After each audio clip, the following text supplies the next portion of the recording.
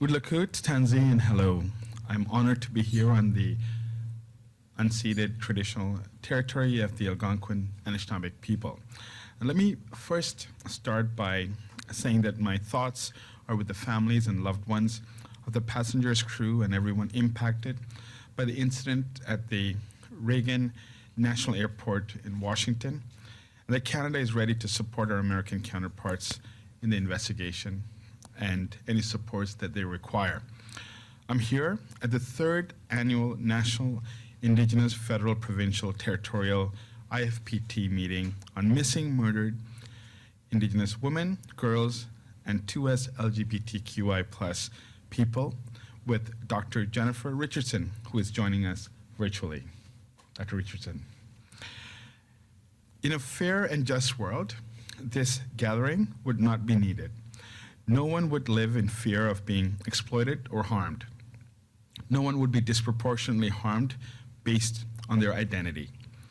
As we all know, injustice persists in our world today. We're facing a national crisis of missing and murdered Indigenous women, girls, and gender diverse people. And the threat of human trafficking, especially among Indigenous women, girls, and gender diverse people, is real. It's a reality that the hundreds of Indigenous leaders at the gathering today are advocating to change, and that is reflected in today's agenda. Nous ne pouvons pas ignorer cette crise, car chaque jour où une personne disparait est victime de la traite d'être humain ou est assassinée, c'est une vie innocente que nous laissons échapper. This annual IFPT meeting has done just that. It is part of our unified and continued commitment to end the crisis.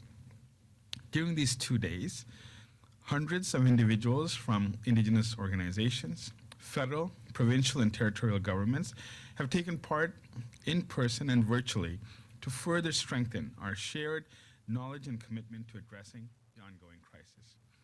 Nous devons agir, nous devons le faire ensemble et avec la vie de ceux qui sont directement touchés et qui travaillent en première ligne pour faire face à la crise.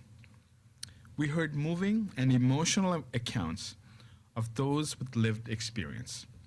We've seen examples of grassroots work provide shelter to Two-Spirit people fleeing violence. We heard new progress on Indigenous-led pilot to launch a red dress alert to respond to the immediacy of the crisis undertaken by the province of Manitoba along with our grassroots partners. We heard of initiatives from all levels of government like Ontario's anti-human trafficking strategy or Manitoba's endowment and strategy to empower Indigenous women, girls, Two-Spirit, and gender diverse people. This is what it takes to tackle the crisis with all hands on deck, and we recognize that there's still much more work to do. One additional step that I'm so glad to be making today on behalf of my colleague, the Honorable David McGuinty, the Minister of Public Safety, is to announce the appointment of Dr. Jennifer Richardson as Chief Advisor to combat human trafficking, effective for a 3-year term. Ms. Richardson, Dr. Richardson rather, has extensive experience working on anti-human trafficking efforts in Canada and abroad for over 24 years, and she brings her lived experience being a survivor herself. Like many of the grassroots organizers who are here today at the gathering, she brings her heart, skills, and lived experience to the table every day. We're lucky to have her guidance to better inform the work we know we must do to end human trafficking. She will provide counsel to the Minister of Public Safety and the Government of Canada on efforts to combat human trafficking and bring awareness both domestically and internationally. She will also work with Indigenous partners and my department to make recommendations that will help advance the 231 calls to justice, particularly those that are part of making sure that human trafficking is addressed, which includes items 3.4, 7.3, 7.9, 8.1, 11.2, 12.12, 12.14, and 16.24. Her leadership will be instrumental in ensuring our approach to combating this crime is informed by those with lived experience and best serves the needs of victims and survivors as work continues on a renewed national strategy. I welcome the appointment of Chief Advisor to combat human trafficking, and I'm hopeful that together we can continue to combat this crime that has disproportionately impacted Indigenous women, girls, and Two-Spirit individuals. The discussions we've had over the last 2 days have reassured me of the serious resolve and commitment shared by Indigenous, federal, provincial, and territorial partners to continue working together to build a country that is safer for Indigenous women, girls, and gender-diverse people. Miigwech, Kwayanamik, Marcy, and thank you. And with that, I'd like to invite Dr. Richardson, who's here virtually, to say a few words. Please. Thank you, Minister. Just one correction. I just started my PhD, so I don't think I can use the doctor yet. But thank you. Good afternoon, everyone. Thanks again for your introduction, Minister. I'd also as well like to thank Minister McGuinty, who's responsible for public safety.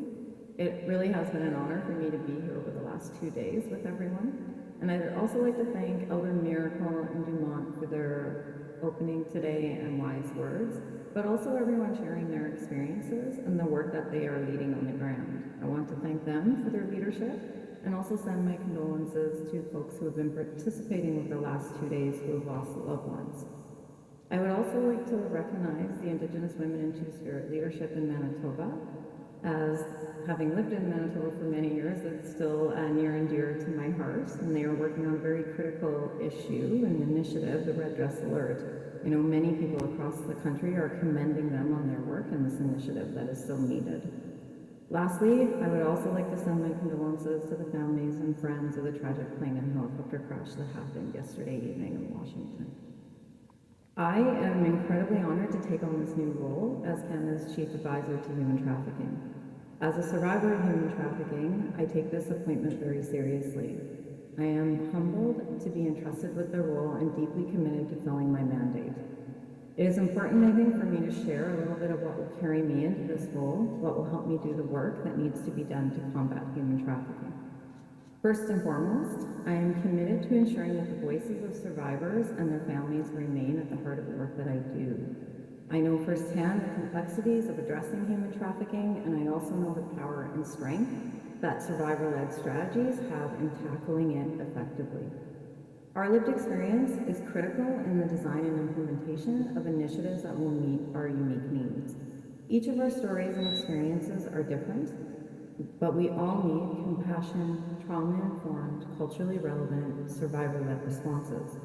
And that requires us to listen to survivors, their families, and the work that we do across all the jurisdictions and sectors. I've spent, as the Minister mentioned, a good chunk of my life doing just that, both in Canada and internationally. Through leading 2 provincial strategies to combat human trafficking and working on the front lines, I know that human trafficking will not end until we have a coordinated response that addresses not just this crime, but also the root causes of human trafficking. This means really recognizing that not one government or ministry department or person or organization can do this alone.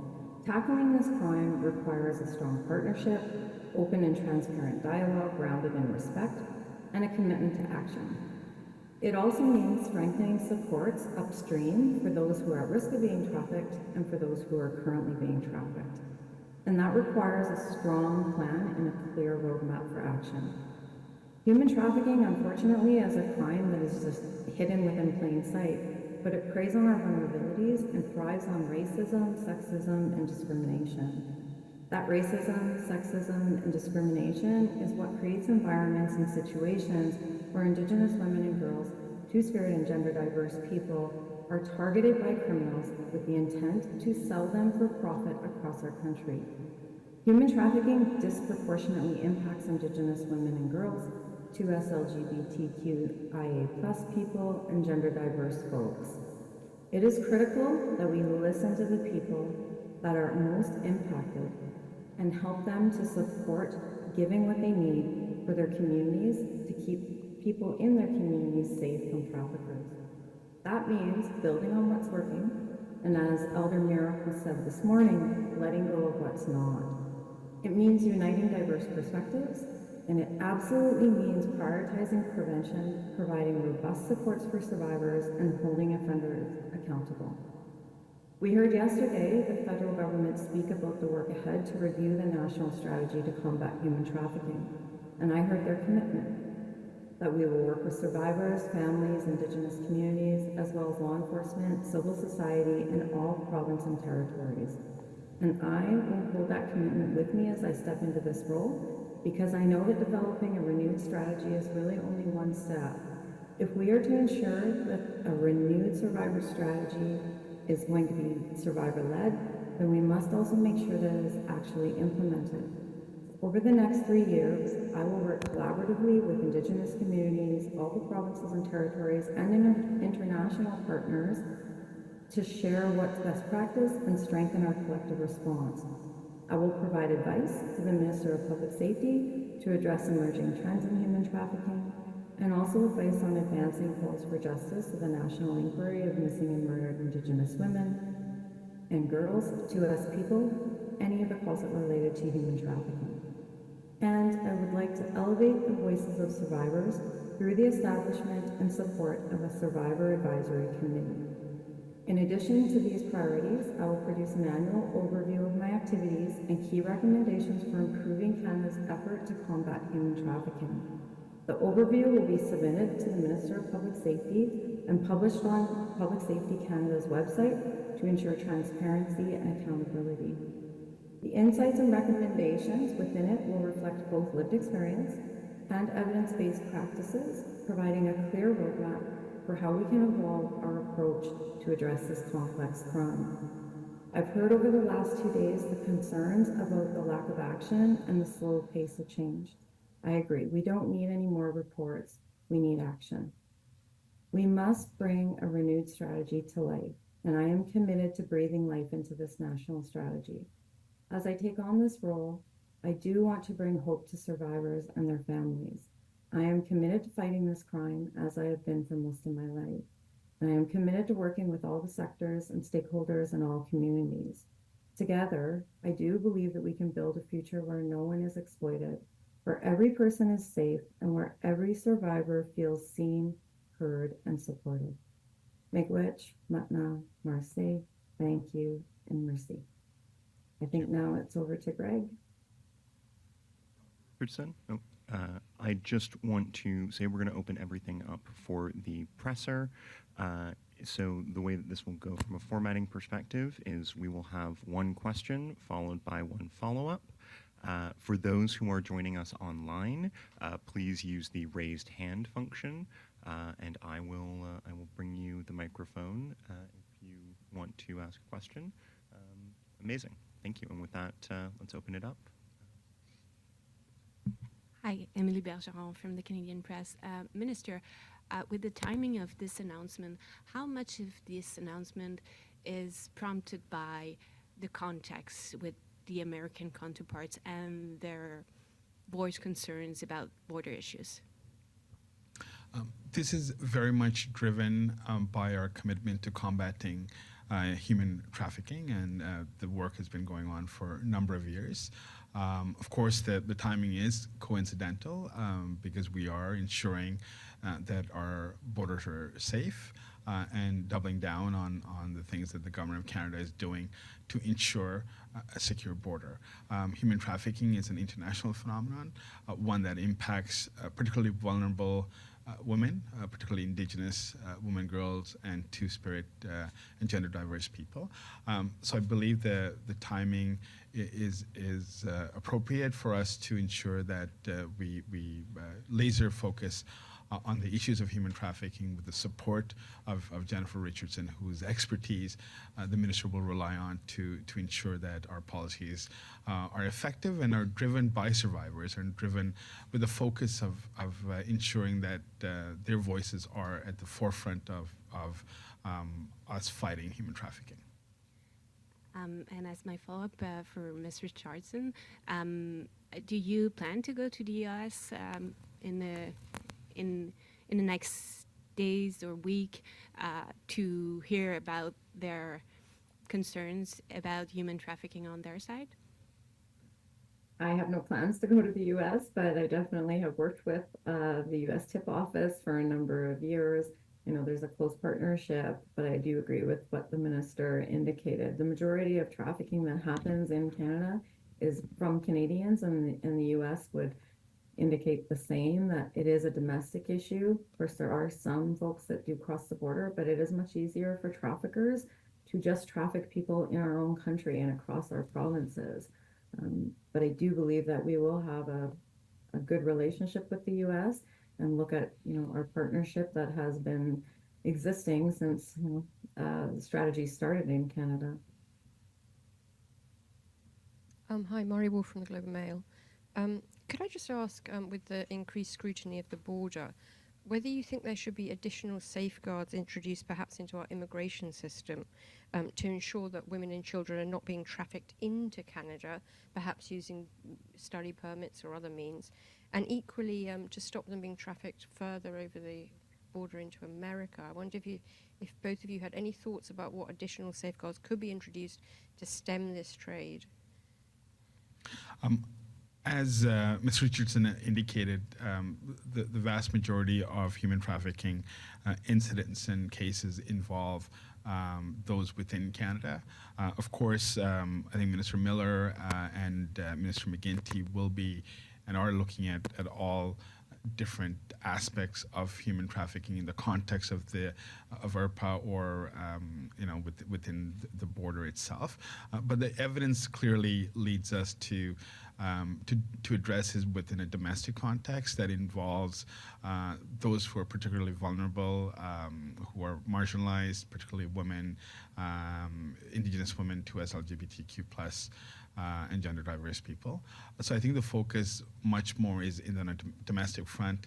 Of course, Minister McGuinty and Miller would be probably better poised to answer those questions, but it's definitely something that I know it's not necessarily the focus for today. This is much more of a local Canadian focus. So on the sort of domestic front, could I just ask Ms. Richardson about whether she has some concern, particularly about Indigenous communities in the far north, where there has been concern expressed from within their communities, and I believe the UN rapporteur on slavery, that some of these young women are actually being preyed on by men working at what are called man camps. They're mining communities, often very isolated, often quite near Indigenous communities, where young women have reported, and I've spoken to some, where they say they are repeatedly harassed.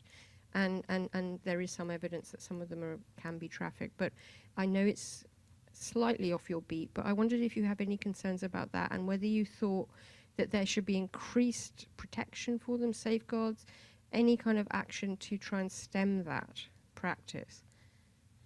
Absolutely. It actually isn't off my feet at all. I've been worried about that for a very, very, very long time. It's not a phenomenon that is just in Canada, but anywhere you see large groups of men in remote communities, you will see the trafficking or exploitation of women in those communities increasing. So we do have concerns around resource extraction companies or other companies that are going into very small communities. And again, I believe that the focus will be on working with those communities. But I also, again, said that this can't just be solved by government. So we will need to work with other, private sector folks to help them also understand that they have a responsibility to keep, women in their communities or children, gender diverse folks in their communities safe as well.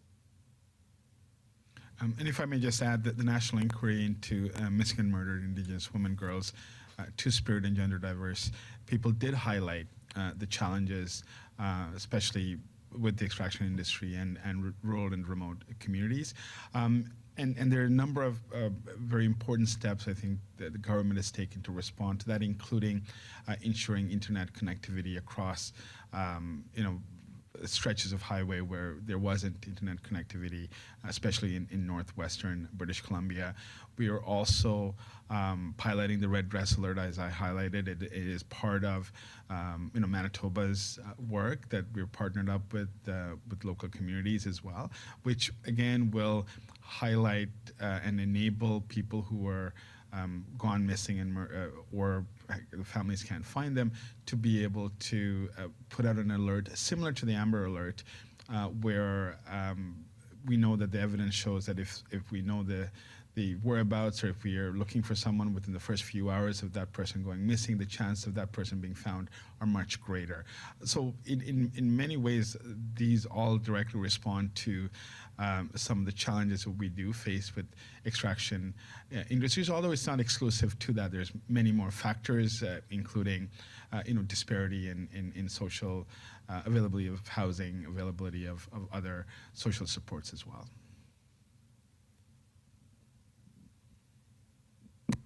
Amazing. And if there are no other questions, I would like to just thank everybody for their time, and I will be happy to help direct people to additional resources if they need it. Thank you. Thank you. Thank you, Ms. Richardson. Yeah. Thank you.